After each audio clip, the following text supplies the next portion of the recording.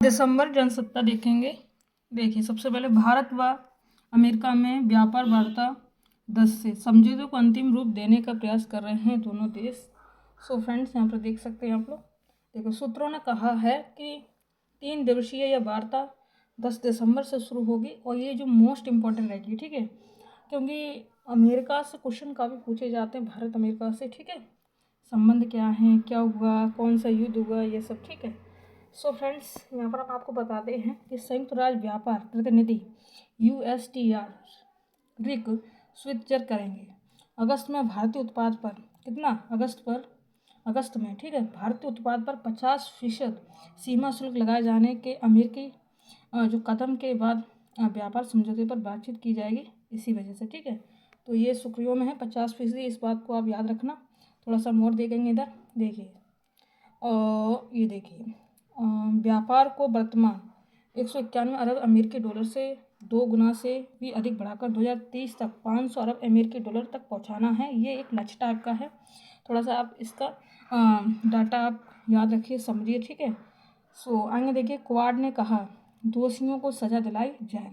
Quad समूह ने पिछले महीने दिल्ली में लाल किला के निकट हुई आतंकी घटनाओं को अंजाम देने वाले षड्यंत्रकारियों और वित्त पोषकों को अदालत के कटघरे में लाने से आह्वान किया है, ठीक है। और संयुक्त राष्ट्र के सभी देशों से इसमें सहयोग करने की अपील भी की है।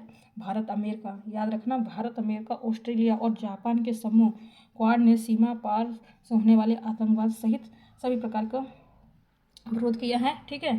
तो क्वाड के बारे में आप जानिए, समझिए, ठीक है। ये चल रहा है अभी फिलहाल में, इम्पोर्टेंट है, ठीक है। बंगाल विधायक कबीर ने बाबरी मस्जिद की नींव रखी है। सो तृणमूल कांग्रेस के निलंबित विधायक हुमायूं कबीर ने शनिवार को कड़ी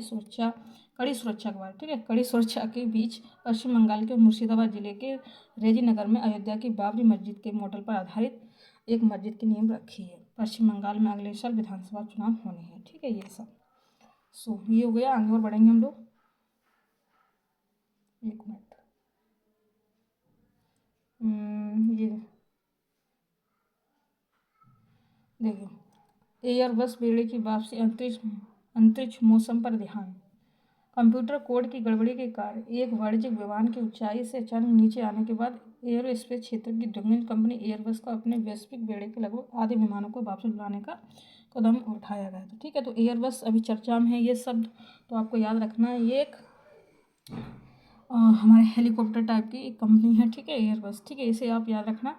बाकी इधर देखते हैं, भारतीय अंतरिक्ष विज्ञान उत्कृष्ट केंद्र, ठीक है, कि अंतरिक्ष मौसम विज्ञान देवेंदु नदी ने एक्स पर एक पोस्ट में संकेत दिया था।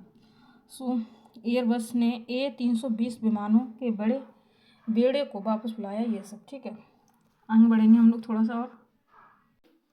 एक और देखिए, नवंबर में गाजियाबाद सबसे प्रदूषित शहर रहा है, दिल्ली चौथे स्थान पर पहुंच गया है दोस्तों। कैसे, देखिए यहाँ पर थोड़ा सा हम आपको बताएं। नवंबर में मैंने बता दिया, ठीक है, गाजियाबाद का सबसे प्रदूषित शहर रहा, जहां मासिक औसत PM 2.5 सांद्रता 224 माइक्रोग्राम प्रति घन मीटर रही है, ठीक है। वायु गुणवत्ता सभी 30 दिनों में राष्ट्रीय मानकों से ऊपर रही है दोस्तों। सो नवंबर 2025 का ये करंट आप याद रखना, ठीक है। और think tank centre for research and energy and clean air की रिपोर्ट में कहा गया है ये, ठीक है, रिपोर्ट में नोएडा, बहादुरगढ़, दिल्ली, हापुड़, ग्रेटर नोएडा और बागपत, सोनीपत और मेरठ और रोहतक गाजियाबाद के साथ 10 सबसे प्रदूषित शहर रहे हैं। इनमें से 6 शहर उत्तर प्रदेश के भी हैं, ठीक है। सो बस इतना ही याद रखना है आपको। थोड़ा सा गाजियाबाद चर्चा में है तो इस बात को याद रखना, ठीक है। आगे बढ़ेंगे हम थोड़ा सा और। देखिए, डेयरी किसानों की आय 10% बढ़ जाएगी, केंद्रीय गृह एवं सहकारिता मंत्री अमित शाह ने शनिवार को विश्वास जताया है। ठीक है, देश भर में चक्रीय अर्थव्यवस्था मॉडल के कार्यान्वयन से अगले 5 वर्षों में डेयरी किसानों की आय में कितनी फीसदी, 20% वृद्धि हो जाएगी, ये बताया।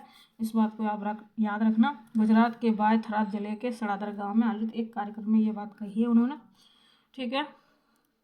देखिए, चक्रीय अर्थव्यवस्था में चीज़ों को इस्तेमाल करके फेंकने की बजाय, इसे याद रखना, चक्रीय अर्थव्यवस्था में चीज़ों को इस्तेमाल करके फेंकने की बजाय उनकी मरम्मत, पुनर्चक्र और पुनः उपयोग पर जोर दिया जाता है, जिससे कचरा और प्रदूषण कम होता है और संसाधनों का अधिकतम उपयोग किया जाता है। शाह ने बताया कि बनास डेयरी के चक्रीय अर्थव्यवस्था मॉडल को समझाने के लिए कई सांसद बनास संगठन आए हैं। ये क्या लिखा है, ठीक है।